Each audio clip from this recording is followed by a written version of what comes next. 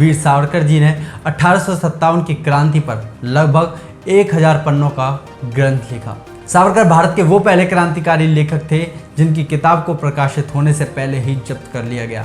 उनसे 24 में से 20 घंटे काम कराया जाता था।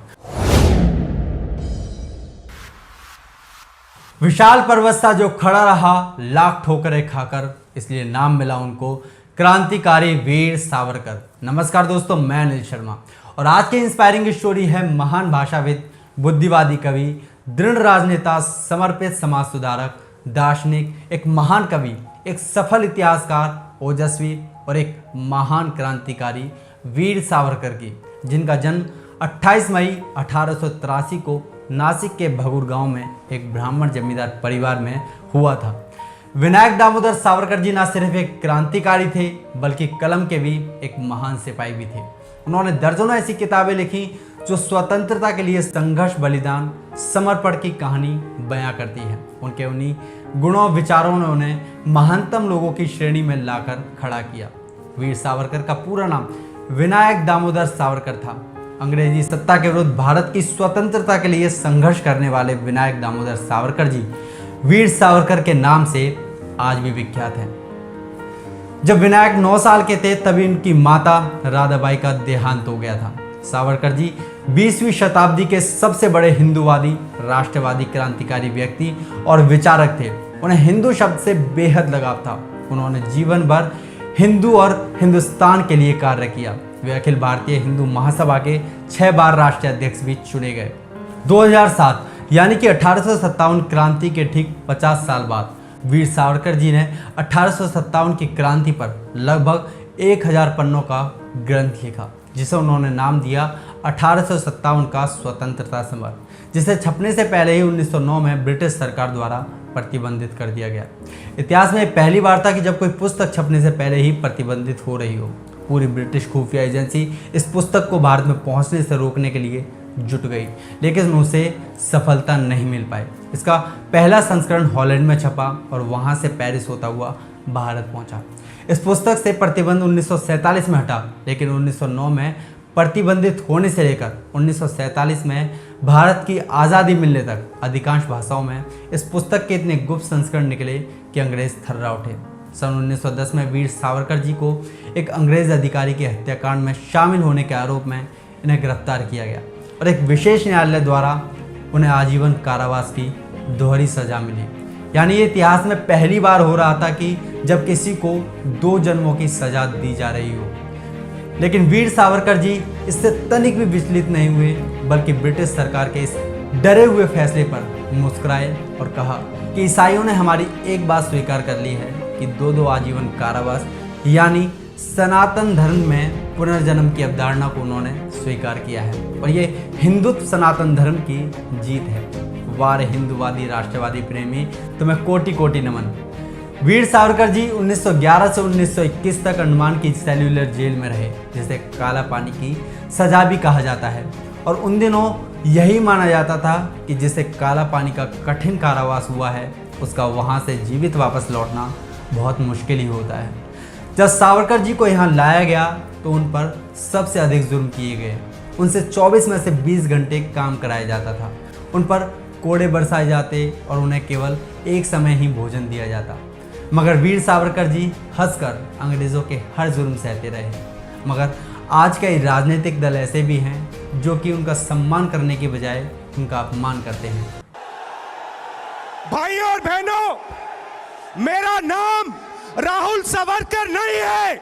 मेरा नाम राहुल सावरकर नहीं है। माफ कीजिएगा, मगर आप सावरकर हो भी नहीं सकते। जब 2018 में सावरकर जी को आज़ादी में उनके योगदान के लिए भारत रत्न से सम्मानित करने की बात चली तो भी इन लोगों ने इसका विरोध किया, क्योंकि इन्हें लगता है कि आज़ादी की पूरी लड़ाई गांधी जी और नेहरू परिवार ने ही लड़ी थी। अब मैं आपको बताता हूँ सावरकर जी से जुड़ी वो बातें जो उन्हें और महान बना देती है। वीर सावरकर जी भारत के वो पहले क्रांतिकारी कवि थे जिसने कलम और कागज़ के बिना जेल की दीवारों पर पत्थर के टुकड़ों और कील से, और वो भी ना मिलने पर अपने नाखूनों से देशभक्ति कविताएं लिखी, क्योंकि ब्रिटिश सरकार ने उन्हें कागज़ और कलम देने से इनकार कर दिया था। क्योंकि वो उनके लेखन की ताकत को जान गए थे।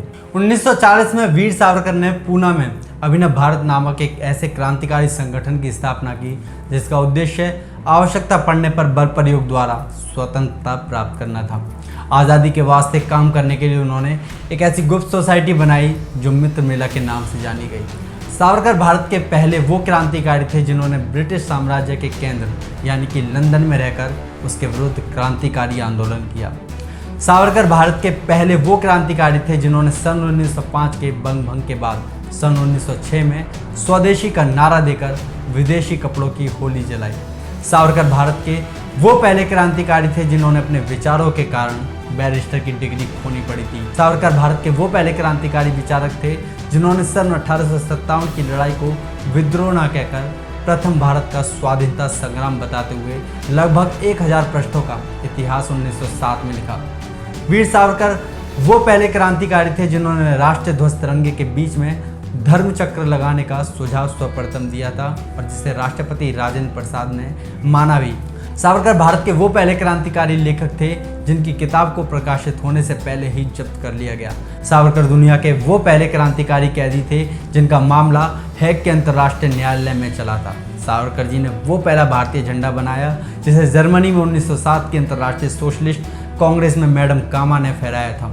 वीर सावरकर जी ने अनेक ग्रंथों की रचना की जिसमें भारतीय स्वतंत्रता संग्राम 1957, मेरा आजीवन कारावास और अंडमान की प्रतिध्वनियां अधिक प्रसिद्ध है।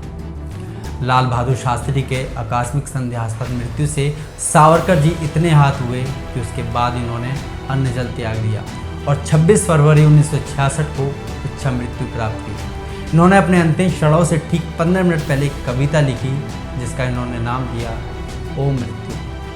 सावरकर जी कभी भी नहीं चाहते थे कि भारत को 2 राष्ट्रों में बांट दिया जाए और इसलिए उन्होंने गांधी जी की इस बात का हमेशा विरोध भी किया। वे विभाजन के लिए कभी भी सहयोग में नहीं रहे। लेकिन आज की युवा पीढ़ी ना तो वीर सावरकर जी के आज़ादी की लड़ाई में उनके योगदान से परिचित है और ना ही उनके राष्ट्रवादी विचारों से परिचित है। वो सिर्फ एक झूठ जानते हैं कि वीर सावरकर ने ब्रिटिश सरकार से माफ़ी मांगी थी क्योंकि उस वक्त की डरी हुई कांग्रेस सरकार ने, जिसकी स्थापना खुद अंग्रेज़ों ने की थी, उसने बार बार लोगों को बस यही बताया और किताबों में भी बस यही छापा क्योंकि सावरकर उनके हर गलत फैसले का विरोध करते थे। सावरकर जी सभी धर्मों का खूब आदर करते थे लेकिन उनके लिए उनका हिंदू धर्म ही सर्वोपरि था। उनका सपना भी यही था कि भारत हिंदू राष्ट्र कहलाए। उन्होंने हिंदू और हिंदी हिंदुस्तान के लिए अपना पूरा जीवन लगा दिया। अगर वीर सावरकर जी की ये वीडियो अगर आपको अच्छी लगी है तो इस वीडियो को ज़्यादा से ज़्यादा शेयर कीजिए ताकि उन लोगों तक भी ये जानकारी पहुँचे जो वीर सावरकर जी के योगदान को बिल्कुल भी नहीं जानते हैं। अब मिलते हैं अगली वीडियो में, जब तक के लिए जय हिंद, जय सावरकर। Thank you.